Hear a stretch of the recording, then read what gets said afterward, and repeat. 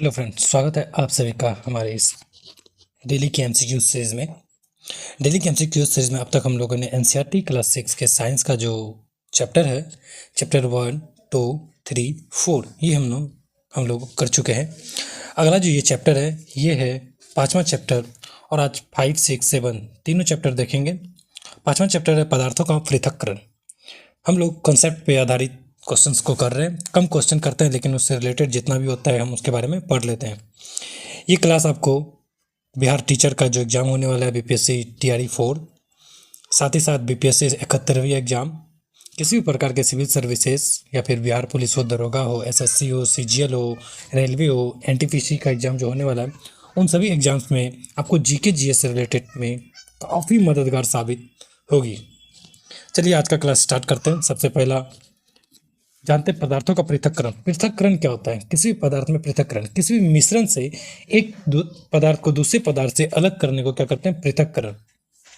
इसका कई प्रकार होता है, जैसे हस्तचयन, थ्रेसिंग, निष्पावन, चालन, निस्यंदन, अवसादन, निस्तारण, वाष्पन।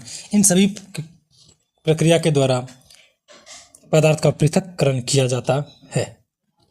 चलिए हम लोग क्वेश्चन करना स्टार्ट करते हैं, और जैसे जैसे आते जाएगा हम लोग समझते जाएंगे। वहाँ से कहता है वैसे पदार्थ जो दो या दो से अधिक शुद्ध पदार्थों को किसी भी अनुपात में मिलाने से बनता है उसे कहा जाता है। क्या कहा जाता है? दो या दो से अधिक शुद्ध पदार्थों के मिलने से जो बनता है उसे क्या कहा जाता है?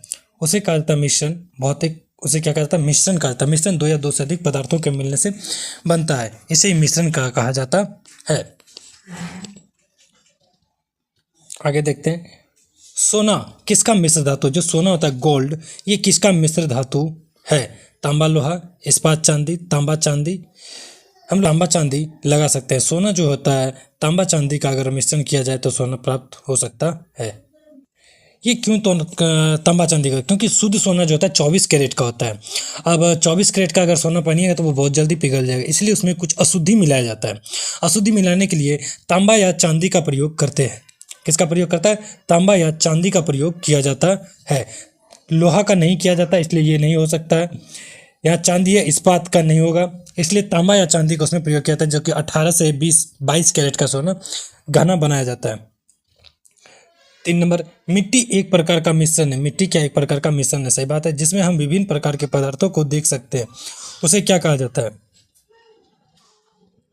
एक होता है समांगी मिश्रण, एक होता है विषमांगी मिश्रण। तो मिट्टी जो पदार्थ का विलयन है, इसमें क्या होता है?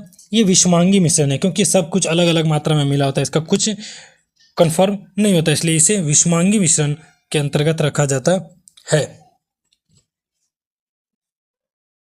4 नंबर क्वेश्चन, किस विधि के द्वारा भारी ठोस से हल्के ठोस अलग किया, यानी कि एक भारी ठोस और दूसरा हल्का ठोस से अलग किया जाता है? इसको कहते हैं चालन। नहीं, देखिए चालन क्या होता है?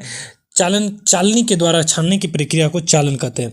वहीं थ्रेसिंग कहता है डंडियों के मदद से जो अन्य कणों को अनाज से अलग करता है, जैसे कि अनाज से अलग करना, जो अनाज से जैसे भूसी को या बड़े बड़े कणों को अलग करना, वो थ्रेसिंग कहलाता है। चुनना क्या था? हाथ के द्वारा किसी चीज़ को हम लोग जैसे चावल में मम्मी लोग को देखते हैं, चावल से पत्थर को चुनना, काले दाने जो स्पॉट्स होते हैं उसको चुनना, इसे ही कहा जाता है। वही ओशान विधि, ओशान इसका सही आंसर होगा। क्या होगा? ओशान। अब ओशान क्या होगा ये आप बताइए, इसका आंसर क्या होगा? ओशान। 5 नंबर, किसी द्रव मिश्रण में एक विशेष रसायन डालकर इस मिश्रण में तैरते ठोस कणों के नीचे बैठने की क्रिया को कहा जाता है। देखिए तैरते ठोस कण नीचे बैठ जाता है, थोड़ी सी हम लोग जान लेंगे। जब अधिक कण होता है, कोई भी अशुद्धि को छानने के लिए कई प्रकार का प्रयोग किया जाता है। एक प्रक्रिया होता है निस्यंदन। निस्यंदन में किसी कपड़ा या फिल्टर की मदद से हम लोग उसे अलग करते हैं, उसको निस्यंदन कहा जाता है। उसे क्या कहता है? निस्यंदन कहा जाता है। वहीं एक प्रक्रिया होता है अवसादन। अवसादन में क्या होता है कि जल को मिला देते हैं। जैसे ही जल को मिलाते हैं तो जो भारी अवयवी कण होता है, जैसे कोई भी ये पदार्थ है, इसमें कोई बहुत बड़ा बड़ा कण है, इसमें अगर हम लोग पानी ऐसे करके मिलाएंगे तो जो भारी कण होगा वो नीचे बैठ जाएगा, और जो हल्का कण होगा वो कहाँ रह जाएगा? ऊपर। तो उसे कहेंगे निस्यंदन। यानी कि किसी भारी कण में हम लोग जब जल मिला देते हैं, जो भारी होता है वो नीचे बैठ जाता है, जो हल्का वो ऊपर आ जाता है, उसे कहते हैं सॉरी निस्यंदन है उसे तो अपसादन कहते हैं। निस्यंदन इससे पहले पढ़ चुके हैं। कपड़े और फिल्टर में जो प्रयोग किया जाता है, कपड़े और फिल्टर के द्वारा, उसे निस्यंदन। अब आता है एक निस्तारण। निस्तारण क्या होता है कि जब कोई जल लिए, कोई अशुद्धि लिए, उसमें हम लोग पानी मिला दिए, लिक्विड मिलाए और मिट्टी उसमें जो मिट्टी सहित उसको बाहर निकाल देते हैं। जैसे मिट्टी सहित बाहर निकालेंगे उसको क्या कर देंगे, निस्तारण विधि कहा जाता है। उसे निस्तारण विधि कहते हैं। जबकि अपसादित मिश्रण क्या होता है, बिना हिलाए इसे अलग किया जाता है। ये देख लीजिए, एक कप लिए, इसमें मिट्टी उट्टी बहुत सारा सामान रहता है, यानी कि अलग अलग पदार्थ रहते हैं।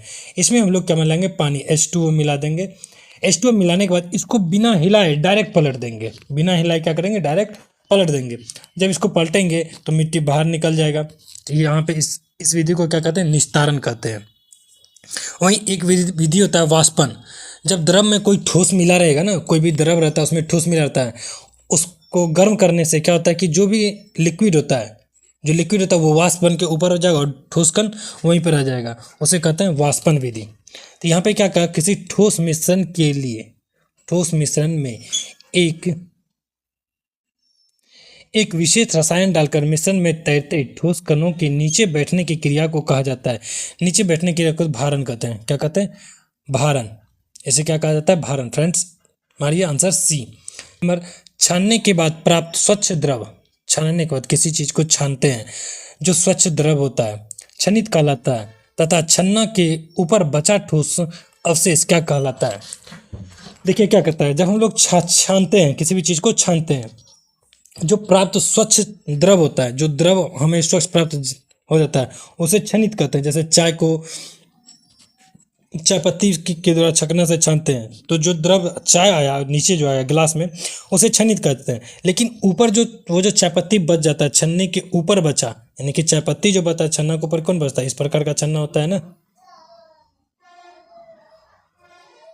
इस प्रकार का छन्ना होता है। ये नीचे द्रव निकल जाता है, ऊपर क्या बच जाता है, हमारा चाय पत्ती बच जाता है। तो इस चाय पत्ती के बारे में पूछ रहा है, यानी कि इसी के बारे में पूछ रहा है, ऊपर बचे अवशेष को क्या कहते हैं। तो ऊपर बचे अवशेष को अवशेष ही कहेंगे। क्या कहेंगे, जो बच जाता है वो क्या होता है, अवशेष कहलाता है।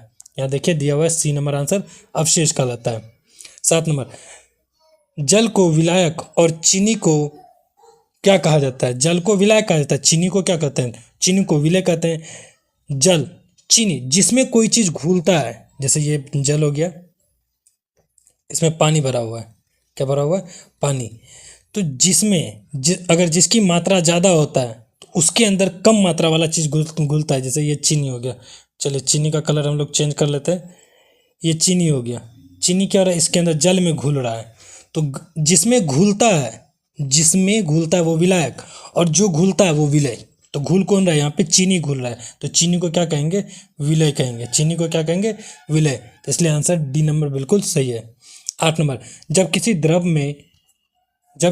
में जब अशुद्धियां घुली हुई हो तो वैसे मिश्रण से शुद्ध द्रव को प्राप्त करने के लिए कौन सा विधि प्रयोग किया जाता है।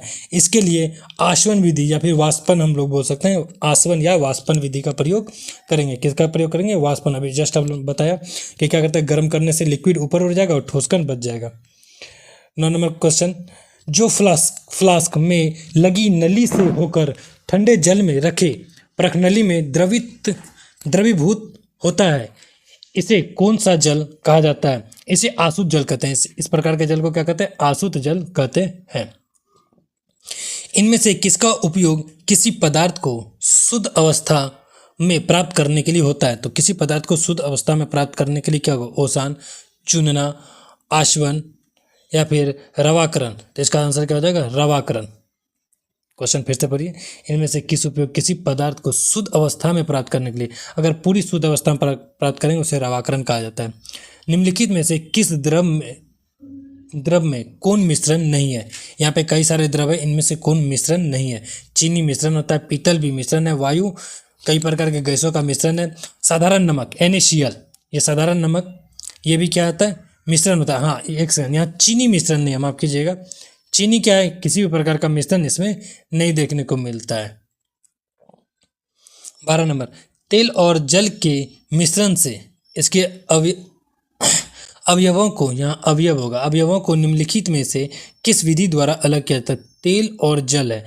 तेल और जल को किसकी विधि के द्वारा करें, थिराना या निथारण, निथारना, क्या जाएगा, सी नंबर आंसर इसका बिल्कुल सही है, थिरारना एवं निथारना। आप ये कमेंट करके बताएं थिरारना और निथारना क्या होता है। किसके द्वारा समुद्र जल से नमक प्राप्त करते हैं, समुद्र जल से नमक प्राप्त करने के लिए वाष्पन विधि का प्रयोग करते हैं। किस पे, वाष्पन, क्योंकि नमक क्या होता है, एक ठोस कण है, नमक क्या है, ठोस कण, और उसमें जल क्या है, द्रव है, और जैसे उसे गर्म करेंगे, वाष्प करेंगे तो द्रव ऊपर उड़ जाएगा और ठोस कण बच जाएगा, ठोस कण यानी कि वही नमक का कण बच जाएगा। 14, इनमें से कौन सा समांग मिश्रण है, एक ही प्रकार के मिश्रण का मिलना क्या होता है, समांगी मिश्रण कहलाता है। नाइट्रोजन एवं ऑक्सीजन क्या होता है, समांग मिश्रण है। इनमें से कौन विषमांग मिश्रण नहीं है, विषमांग नहीं है, पीतल विषमांग नहीं है, पीतल क्या है, समांग मिश्रण के अंतर्गत आ जाता है।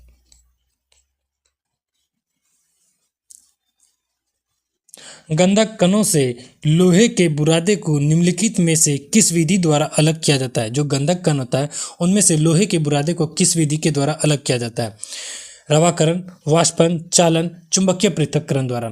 तो गंधक कणों को जो होता है, लोहे के बुरादे को निम्नलिखित में से किस विधि द्वारा, लोहे का बुरादा आपको पता है, जैसे लोहा का बुरादा है और कोई गंधक में वो मिला हुआ है, जैसे चुंबक डालेंगे तो लोहा का बुरादा क्या होगा, वो चुंबकीय पदार्थ होता है, तो वो चुंबक में चिपक जाएगा, तो इसके द्वारा वो क्या होगा, अलग हो जाएगा। तो इसलिए इसका आंसर क्या होगा, चुंबकीय पृथक्करण द्वारा। क्या हो जाएगा, चुंबकीय पृथक्करण द्वारा। अब आगे देखेंगे पदार्थों में परिवर्तन, 6 नंबर चैप्टर है, पदार्थों में परिवर्तन किस प्रकार से हमारे आसपास के चारों ओर जो परिवर्तन हो रहा है, हमारे आसपास के परिवर्तन या पदार्थों में परिवर्तन। पहला नंबर क्वेश्चन देखते हैं, जब किसी परिवर्तन के होने में बहुत अधिक समय लगता है तो ऐसे परिवर्तन को क्या कहा जाता है। जब बहुत ज़्यादा समय लगेगा तो उसको हमेशा याद रखिएगा तीव्र परिवर्तन कहेंगे, धीरे धीरे किसी चीज़ में बदलाव आ रहा है।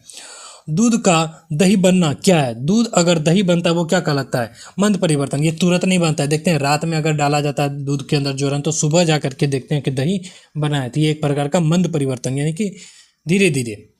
जब कोई परिवर्तन बहुत कम समय में होता है यानी कि बहुत जल्दी हो जाता है उसे तीव्र परिवर्तन कहेंगे, तुरंत हो गया। वे परिवर्तन जो सिर्फ अग्रिम दिशा में होता है या उन्हें उल्टा नहीं जा सकता उसे कौन से परिवर्तन कहते हैं, अनुत्क्रमणीय, यानी कि वैसे परिवर्तन जिसको वापस हम उसी अवस्था में नहीं ला सकते हैं उसे क्या कहते हैं, अनुत्क्रमणीय परिवर्तन कहा जाता है। पेड़ पौधों को बढ़ना, फलों का पकना कौन सी परिवर्तन कहलाता है, पेड़ पौधा बढ़ेगा, फल पकेगा, इसको किस प्रकार के परिवर्तन कहेंगे, उत्क्रमणीय नहीं, वापस नहीं कर सकते, पिघलना, अनुक्रमण, वांछनीय परिवर्तन, कैसा, वांछनीय परिवर्तन कहा जाता है। इस प्रकार के परिवर्तन को वांछनीय परिवर्तन कहते हैं। वांछनीय परिवर्तन एक वैसा परिवर्तन है जो किसी के लिए क्या होता है, ऐसा परिवर्तन जो किसी दूसरे के लिए क्या होता है, लाभदायक होता है। तो यहाँ पे देखिए पेड़ पौधे में फल पकेगा, फूल आएगा, तो इस प्रकार के पौधे क्या हमारे लिए लाभदायक होगा। अभी आम पकने का सीजन आ गया, आम पकेगा तो हमारे लिए लाभदायक, हम खाएंगे। गर्म और ठंडा कराकर कितने प्रकार के परिवर्तन कराए जा सकते हैं, यानी किसी चीज को गर्म करना और ठंडा करना, कितने प्रकार पर, अनेक प्रकार के परिवर्तन, कई प्रकार के परिवर्तन हो सकते हैं। 7वां, इनमें से कौन अनुत्क्रमणीय परिवर्तन करा सकता है, यानी कि उल्टा परिवर्तन, बदल गए तो उल्टा भी किया जा सकता है। ऊष्मा, कोयला, पेट्रोल, इनमें सभी के द्वारा अनुत्क्रमणीय परिवर्तन कराया जा सकता है। समांग एवं पारदर्शक मिश्रण को क्या कहा जाता है, समांग एवं पारदर्शक परिवर्तन को विलयन कहते हैं। क्या कहते हैं, विलयन। 9 नंबर, वह विलयन जो प्रदत्त ताप पर और अधिक विलय को घुलाने की क्षमता रखता है उसे क्या कहा जाता है, उसे संतृप्त विलयन कहते हैं। क्या कहते हैं, संतृप्त विलयन। फ्रेंड्स, आप लोगों से एक रिक्वेस्ट है, अगर आप लोगों को ये क्लास अच्छा लगता है, यानी कि आप लोगों को लगता है कि ये प्रॉफिटेबल है, तो आप इस क्लास को अपने दोस्तों में शेयर जरूर करें और आप कमेंट करके हमें ज़रूर बताएं कि आपको ये क्लास कैसा लगा। 10 नंबर, इनमें से कौन मंद परिवर्तन है, सबसे धीरे धीरे बदलना परिवर्तन, मोमबत्ती का जलना तुरंत हो जाता है, फल का पकना ये मंद परिवर्तन है। ऐसा थोड़ी आज आम आया तो 2 दिन में पक जाएगा, समय लगता है। 11, इनमें से किसमें नए पदार्थ बनते हैं, जमने से क्या नया पदार्थ बनता है, नहीं, पिघलने से पड़ता नहीं, जलना, हाँ, जलने से बन जाता है, राख बन जाता है, जो कि बिल्कुल उल्टा होता है, दोबारा प्राप्त नहीं कर सकते हैं। 12, निम्नलिखित में से कौन उत्क्रमणीय परिवर्तन है? उत्क्रमणीय परिवर्तन यानी कि वापस नहीं हो सकता है।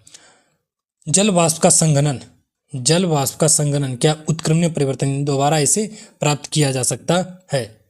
और अनुत्क्रमणीय जिसको वापस हम प्राप्त नहीं कर सकते, माफ करिएगा, अनुत्क्रमणीय जिसे वापस हम प्राप्त नहीं कर सकते। जल वाष्प क्या उत्क्रमणीय परिवर्तन, इसको वापस हम प्राप्त कर सकते हैं। फल का पकना दोबारा कच्चा नहीं कर सकते, दूध का दही बनना दोबारा दूध नहीं बना सकते। वही जल वाष्प, एक बार जल आएगा, गिरेगा, फिर हीटिंग होगा, फिर वापस ये जल बन जाएगा। जल वाष्प जब संघनन होगा तो पानी बन के नीचे आ जाएगा, तो इसे हम दोबारा प्राप्त कर सकते हैं। ऐसे परिवर्तन जो दोनों दिशाओं में हो, जो दोनों दिशाओं में होता है, इधर भी उधर भी, उसे उत्क्रमणीय परिवर्तन कहते हैं। यानी कि मान चलिए जैसे जल है, जल को गर्म करेंगे ये वाष्प बन जाएगा, फिर इसी वाष्प को संघनन के द्वारा हम लोग यानी कि कूलिंग करा के दोबारा जल में परिवर्तित कर सकते हैं। चूल्हे में लकड़ी का जलना एक कौन सा परिवर्तन? चूल्हा में हम लकड़ी को जला देते हैं। वांछनीय अवांछनीय दोनों प्रकार का परिवर्तन है, क्योंकि ये फायदा भी देता है और घाटा भी। फायदा ये होता है कि इससे जलावन मिल जाता है, ऊर्जा प्राप्त हो जाता है जलाने के लिए हमें, और अवांछनीय क्योंकि ये पर्यावरण को क्या कर रहा है, दूषित कर रहा है।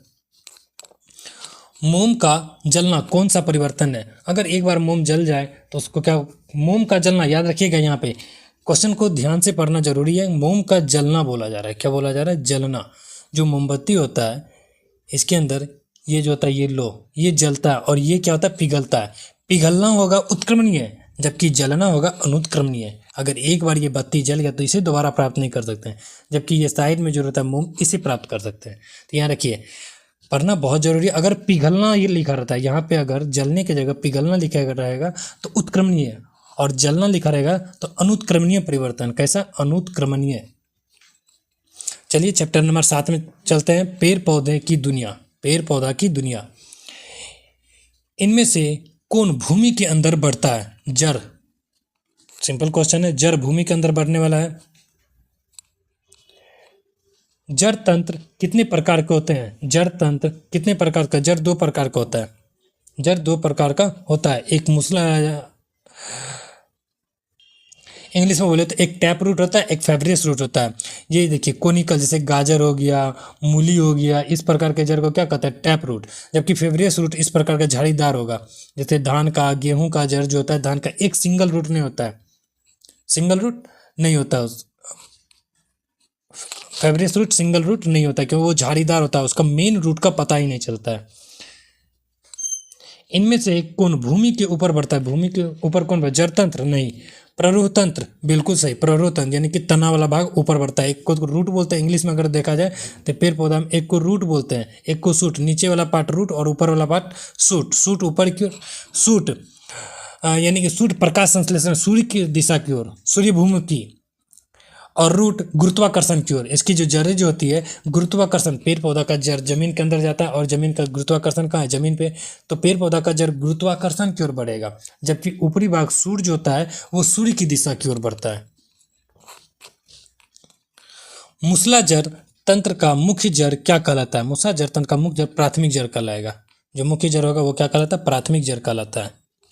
इनमें से किसमें मूसलाधारें पाई जाती हैं?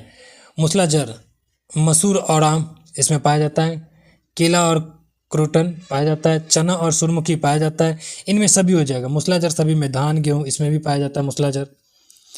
जड़ तंत्र किसके जल तथा खनिज लवण के अवशोषण करते हैं? जड़ तंत्र किसके खनिज लवण, जल तथा खनिज लवण का अवशोषण करता है? ये मिट्टी से प्राप्त करता है। किससे करता है? तो मिट्टी से करता है। मिट्टी के अंदर रहेगा तो मिट्टी से ही करेगा ना। 7 नंबर, इनमें से किसे जड़ों का रूपांतरण कहते हैं? शलगम, मूली, गाजर, सभी जड़ों का रूपांतरण क्या? सभी। याद रखिए इस प्रकार का जड़ है जिसमें ये सभी टैप रूट है, ये मूसला जड़ें नहीं है। शलगम हो गया, मूली हो गया, गाजर टैप रूट नहीं है।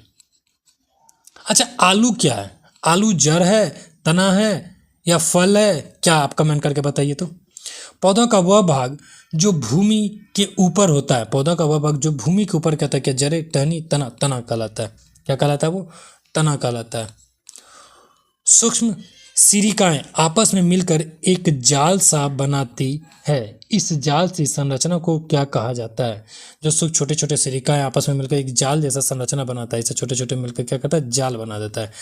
इसे बनते इस जालसी संरचना को क्या कहा जाता है? शिराविन्यास। क्या कहेंगे? शिराविन्यास। झकरा या रेशेदार जड़ें, झकरा या रेशेदार जड़ें जिसको फेबरेस रूट बोलते हैं में क्या होती है? इसके अंतर्गत क्या होता है? इसका समांतर शिराविन्यास होगा। क्या? तो बहुत ज़्यादा समांतर शिराविन्यास इस प्रकार से देखने को मिलता है। हरी पत्तियों द्वारा भोजन तैयार करने की विधि क्या कहलाती है? प्रकाश संश्लेषण। और याद रखिएगा, प्रकाश संश्लेषण मैग्नीशियम की अवस्थिति में करता है। जिसमें मैग्नीशियम होगा वो मैग्नीशियम की सहायता से ये प्रकाश संश्लेषण करता है। सामान्यतः जायांग में कितने स्त्री कोशर होते हैं? जो जायांग होता है इसमें स्त्री कोशर कितने होते हैं? 1 या 2। जायांग में कितना होता है? 1 या 2 स्त्री केसर होते हैं। अंडाशय के भीतर कई छोटी छोटी गोलाकार रचनाएं होती है, जिसे क्या कहा जाता है? जिसे क्या कहता है? जिसे बीजांड कहा जाता है। अंडाशय के भीतर जो छोटी छोटी गोलाकार होता है उसे क्या कहते हैं? बीजांड कहते हैं। 14 नंबर, फल या जयांग में अंडाशय से ही विकसित होता है। फल जयांग के जो फल होता है वो जयांग के अंडाशय से विकसित होता है।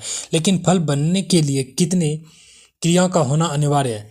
जो वो फल बनने के लिए कितने क्रिया? 2 क्रियाओं का होना अनिवार्य है। फल बनने के लिए 2 क्रिया का होना बहुत जरूरी है। परागकण का बीजांड के साथ संयोजन, जो परागकण होता है उसका बीजांड के साथ संयोजन क्या कहलाता है? परागकण के बीजांड के साथ संयोजन निषेचन कहलाता है। क्या कहलाता है? निषेचन। पुष्पीय पौधों के मुख्य भाग कितने होते हैं? जो पुष्पीय पौधे हैं इसके मुख्य भाग 2 होते हैं। कितने होते हैं? 2, स्त्री केसर और पुंकेसर। पत्ती सजनी किसमें पाया जाता है? पत्ती सजनी किसमें पाया जाता है? ये मटर में पाया जाता है। धन्यवाद फ्रेंड्स, ये क्लास आज ही ख़त्म होता है इतने पे ही। अगला जो क्लास होगा उसमें भी लगभग 40 से 50 क्वेश्चन कराया जाता है।